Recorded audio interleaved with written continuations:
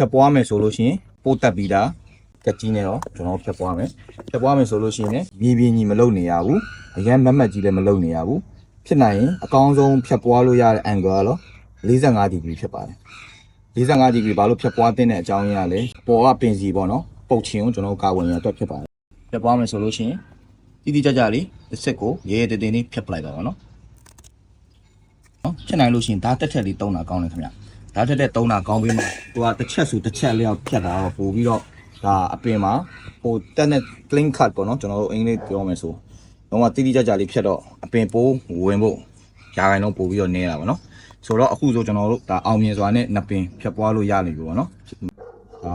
အိုးသွင်းတာလေးကိုကျွန်တော်ဆက်ပြပြပါမယ်